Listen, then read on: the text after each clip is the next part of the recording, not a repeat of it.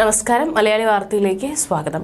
തെരഞ്ഞെടുപ്പ് അടുത്തിരിക്കെ കമൽഹാസന്റെ പാർട്ടിയായ മക്കൾ നീതിമയത്തിന്റെ അടിയന്തര യോഗം ഇന്ന് ചെന്നൈയിൽ ചേരും. DMK സഖ്യത്തിൽ ചേരുമെന്ന അഭ്യൂഹം ശക്തം. ലോക്സഭാ തെരഞ്ഞെടുപ്പ് അടുത്തിരിക്കെ കമൽഹാസന്റെ നീക്കം ചർച്ചയാകുന്നു. രാഷ്ട്രീയത്തിൽ വന്നെങ്കിലും തിളങ്ങാതെ പോയ സിനിമാക്കാരനാണ് കമൽഹാസൻ. ഇപ്പോൾ ലോക്സഭാ തെരഞ്ഞെടുപ്പ് അടുത്തിരിക്കെ നിർണായക നീക്കവുമായി കമൽഹാസന്റെ പാർട്ടിയായ മക്കൾ നീതിമയത്തിന്റെ അടിയന്തര യോഗം ഇന്ന് ചെന്നൈയിൽ ചേരും. രാവിലെ 11:30 നിർവാഹക സമിതി ചേരുക. ലോക്സഭാ തെരഞ്ഞെടുപ്പിൽ സ്വീകരിക്കേണ്ട തന്ത്രങ്ങൾ യോഗം ചർച്ച ചെയ്യും. മക്കൾ നീതിമയം DMK സഖ്യത്തിൽ ചേരുമെന്ന അഭ്യൂഹത്തിനിടെയാണ് നിർണായക യോഗം നടക്കുന്നത്. അതേസമയം DMKയുമായുള്ള സഖ്യം സംബന്ധിച്ച് തീരുമാനമായില്ലെന്നും താൻ എവിടെ മത്സരിക്കണമെന്നതിൽ ഉടൻ പ്രഖ്യാപനം പ്രതീക്ഷിക്കാമെന്നാണ് കമൽഹാസൻ പറയുന്നത്. കമൽഹാസൻ മത്സരിക്കാൻ ആഗ്രഹിക്കുന്ന കോയമ്പത്തൂരിൽ കഴിഞ്ഞ തവണ DMK സഖ്യത്തിലെ CPM ആണ് ജയിച്ചത്. മുൻപ് ഉത്തർപ്രദേശ് മുഖ്യമന്ത്രി യോഗി ആദിത്യനാഥിന്റെ കാൽ തൊട്ട് വണങ്ങുന്ന നടൻ രജനീകാന്തിന്റെ ദൃശ്യങ്ങൾ പുറത്തു വന്നിരുന്നു. അതിന് പിന്നാലെ കമൽഹാസന്റെ പഴയ പ്രസംഗം സോഷ്യൽ മീഡിയയിൽ വൈറലായിരുന്നു.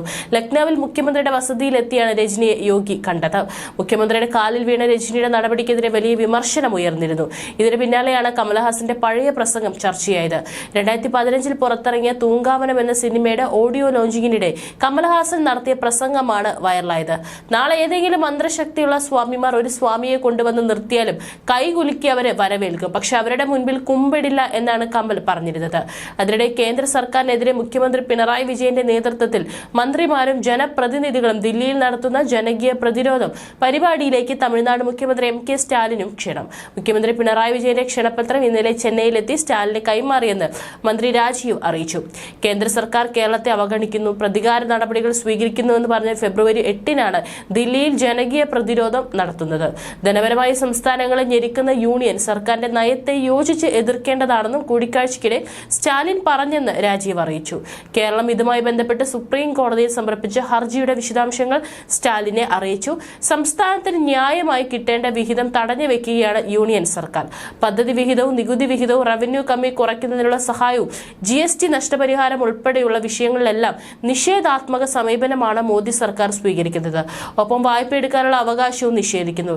കേരളത്തിന് പുറമെ BJP ഇതര സർക്കാരുകൾ ഭരിക്കുന്ന എല്ലാ സംസ്ഥാനങ്ങളോടും വിവേചന നയമാണ് കേന്ദ്ര സർക്കാർ സ്വീകരിക്കുന്നത്. ഈ ഘട്ടത്തിൽ കേരളത്തിന്റെ പ്രതിഷേധത്തിൽ തമിഴ്നാട് മുഖ്യമന്ത്രിയായ MK സ്റ്റാലിൻ ഉൾപ്പെടെയുള്ളവരുടെ സാന്നിധ്യം പ്രതീക്ഷിക്കുന്നുണ്ടെന്ന് മന്ത്രി രാജീവ് പറഞ്ഞു.